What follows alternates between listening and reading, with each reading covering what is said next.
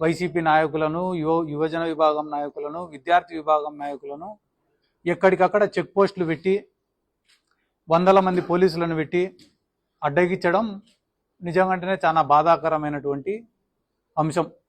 ఎందుకంటే మేము ఈరోజు చలో నంద్యాల ప్రోగ్రాం పెట్టింది ఏదో మా స్వార్థం కోసమో, మా పుట్టకూటి కోసమో, మా అవసరాల కోసమో, మా రాజకీయం కోసమో పెట్టినటువంటి కార్యక్రమం కాదది.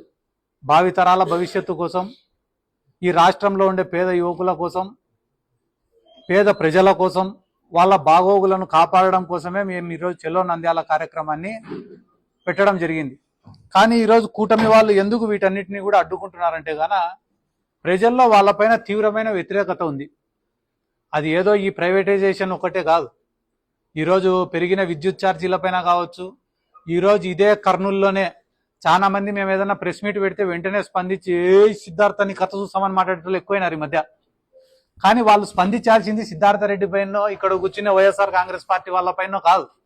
వాళ్ళు నిజంగానే రాజకీయాలలో 10 కాలాలు ఉండాలనుకుంటే వాళ్ళు స్పందించాల్సింది ఇదే కర్నూలులో ఆడ పోతే గాన మార్కెట్ యార్డులోనో లేకుంటే రైతు మార్కెట్కో పోతే ఉల్లిపాయలు ఉండేవి.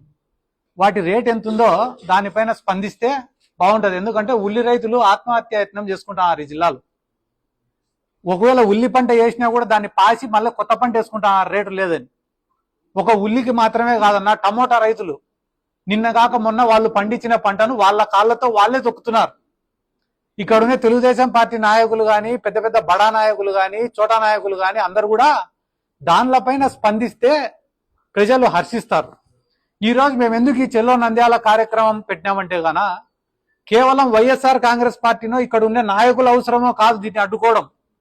ఈ రాష్ట్రంలో ఉండే ఎంతో మంది డాక్టర్లు వాళ్ళు బయటికి వచ్చి స్పందించాలా, ఈ ప్రైవేటైజేషన్ వల్ల లాభమా నష్టమా అనేది.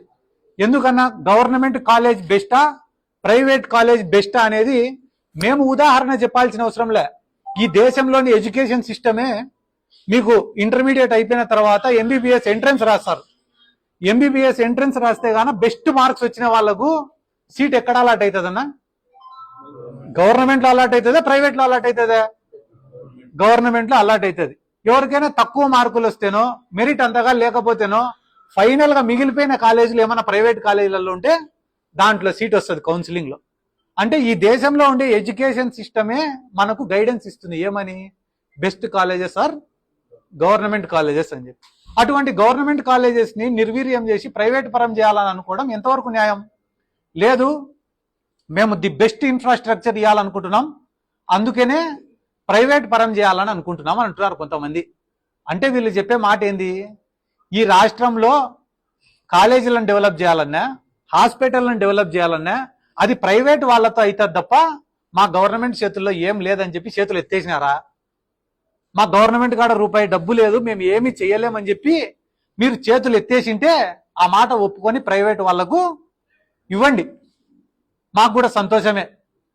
కానీ ఓ పక్క మీ ప్రభుత్వం గురించి డబ్బాలు చెప్పుకుంటా, మీ ప్రభుత్వాన్ని మించిన ప్రభుత్వమే లేదని చెప్పుకుంటా, 1 సంవత్సరం రూపాయలనే 2 లక్షల కోట్లు అప్పులు చేసి ఈరోజు కనీసం 4,000 కోట్లు గవర్నమెంట్ కాలేజీల నిర్మాణానికి పెట్టేదానికి మీ దగ్గర లేదంటే నమ్మేవాడు ఈ రాష్ట్రంలో ఎవరు లేరు. ఎందుకంటే ఇక్కడనే మన కర్నూలు జిల్లాలో కర్నూలు మెడికల్ కాలేజ్ ఉంది. మా తల్లి కూడా అదే కర్నూలు మెడికల్ కాలేజ్లో చదివింది. ఫ్రీ సీటు, కొనుక్కునే సీటు కాదు, ఫ్రీ సీటు. మా తల్లి ఇదే కర్నూలు మెడికల్ కాలేజ్లో. ఈ కర్నూలు మెడికల్ కాలేజ్కి ఒక చరిత్ర. ఏంది చరిత్ర అంటే, పక్కనున్న మహబూబ్ నగర్ జిల్లాలో కానీ, అంటే తెలంగాణ ఈ పక్కనున్న కర్ణాటకలో కానీ, లేకుంటే ఆ పక్కనున్న అనంతపురం జిల్లాలో కానీ ఎక్కడ పేదవాళ్ళు ఉన్నా కూడా సకాలంలో వైద్యం ఎక్కడ చేయించుకోవాలా అనే ఒక ఆలోచన వాళ్ళ మైండ్కి వస్తే వాళ్ళకి ఫస్ట్ గుర్తొచ్చేది కర్నూలు మెడికల్ కాలేజ్. అటువంటి గొప్ప హిస్టరీ ఉన్న కాలేజీలు మనం గుర్తుపెట్టుకోవాలి. కాబట్టి వీళ్ళందరూ ఏమి ఇప్పుడు వ్యాపారం చేయాలా? ఏనా వ్యాపారం చేసి డబ్బు సంపాదించుకోవాలి. మా సుధీర్ అన్న చెప్పినాడు ఏమని, 22 మెడికల్ కాలేజీలు ఆ రోజు పర్మిషన్ ఇచ్చినాడు చంద్రబాబు నాయుడు అని. ఆ 22 మెడికల్ కాలేజీలు కూడా ప్రైవేటు ఎవరికి ఇచ్చినాడన్నా? వాళ్ళ బంధువులకు, వాళ్ళ అనుచరులకు, వాళ్ళ నాయకులకు, వాళ్ళకే ఇచ్చినాడు, వేరే వాళ్ళకి ఎవరికి లే.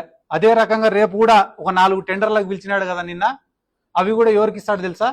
ఆయన ఎంట బ్యాగులు మోసేటోళ్లకు, చెప్పులు మోసేటోళ్లకు, ఆయన జెండా మోసేటోళ్లకు, వాళ్లకు మాత్రమే ఇస్తాడు తప్ప ఈ రాష్ట్ర ప్రజలకు దీనివల్ల, ఈ పబ్లిక్ ప్రైవేట్ పార్ట్నర్షిప్ వల్ల ఎటువంటి ఉపయోగం కూడా లేదు.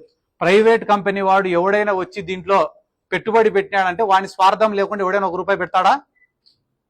₹1 స్వార్థం లేకుండా తిరిగి ఏం రాదని తెలిస్తే వాడు ₹1 పెడతాడా? అంటే వాడి లాభం వాడు ఆశించుకొనే దీంట్లో పెట్టుబడి పెడుతున్నాడనే విషయం కూడా మనం అందరం గమనించాల్సినటువంటి అవసరం ఉంది.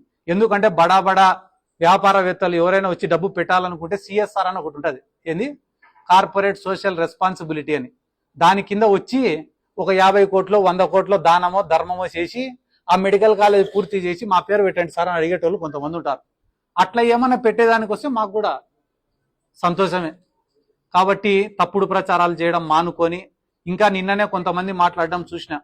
ఏమ్రా అంటే ఈ జగన్మోహన్ రెడ్డి గారు పెట్టిన ఈ గవర్నమెంట్ కాలేజీలలో కూడా కేవలం 42% కన్వీనర్ కోట, మిగతావన్నీ సీట్లు కూడా అమ్ముకుంటున్నాడని చెప్పి మాట్లాడుతున్నారు. ఒకవేళ మిగతావన్నీ B కేటగిరీ C కేటగిరీ అయినా కూడా వాళ్ళు డబ్బులు కట్టినా కూడా ఆ డబ్బులు వచ్చేది ఎవరికి సార్? గవర్నమెంట్కి వస్తాయి. ఒకవేళ పబ్లిక్ ప్రైవేట్ పార్ట్నర్షిప్ లో ఒకవేళ కానీ వాళ్ళు సీట్లు అమ్ముకుంటే డబ్బులు ఎవరికి పోతాయి సార్? ప్రైవేట్ వాళ్ళకు పోతాయి. అంత చిన్న లాజిక్ మర్చిపోయి ఎందుకు సార్ వీళ్ళు ఇట్లా అరుస్తున్నారు? ఈ రోజు రాష్ట్రంలో 42% అంటే కానీ 150 సీట్లు ఒక్కొక్క మెడికల్ కాలేజీకి మీరు వేసుకున్నా కూడా అదనంగా దగ్గర 600 నుంచి 700 సీట్లు కన్వీనర్ కోటాలో సృష్టించింది కూడా వైఎస్ జగన్మోహన్ రెడ్డి గారు. ఒకటే మాట గుర్తుపెట్టుకోండి, పూర్తి కాలే అని మాట్లాడుతున్నారు కదా తెలుగుదేశం పార్టీ వాళ్ళ నాయకులు. ఒకటే మాట, మెడికల్ కాలేజీలు అనే ఆలోచన, ప్రభుత్వ మెడికల్ కాలేజీలు అనే ఆలోచన మాది, ఆచరణ మాది, భూసేకరణ మాది, దానికి నిధులు సమీకరణ కూడా మాదే. ఇవన్నీ మొదలు పెట్టింది మేము. ఈ రోజు వచ్చి అమ్ముకొని డబ్బులు తినాలనుకుంటా అనేది మీరు. కాబట్టి ఇవన్నీ కూడా మీ దృష్టికి తీసుకొని వస్తూ ఈ రోజు మమ్మల్ని అడ్డుకోవచ్చు, హౌస్ అరెస్ట్ చేయొచ్చు. ఈ రోజుతో ఈ ఉద్యమం అయితే ఆగిపోదు కదా. ఈ రోజు ఒక్క పిలుపుకే దాదాపుగా 1000-2000 మంది స్వచ్ఛందంగా విద్యార్థులు గదిలో వచ్చినారు. అడుగడుగున ఇన్ని బ్యారికేడ్లు ఇన్ని పోలీసులను పెట్టినారంటేనే ఎంత స్పందన వచ్చిందనేది వాళ్ళే ఆలోచన చేసుకోవాలని చెప్పి ఈ సందర్భంగా కూడా నేను తెలియజేసుకుంటూ ఈరోజు మా యొక్క నిరసన కార్యక్రమానికి మద్దతు తెలపడానికి వచ్చిన కాటసాని రాంభూపాల్ రెడ్డి గారికి, అదే రకంగా దారా సుధీర్ గారికి, ఓబుల్ రెడ్డి గారికి, శ్రీధర్ రెడ్డి గారికి, నాయిరెడ్డి గారికి, అలాగనే ఇక్కడ ఉన్న పెద్దలకు అందరికీ కూడా మరొకసారి నా ధన్యవాదాలు తెలుపుకుంటూ సెలవు తీసుకుంటాను. Thank you.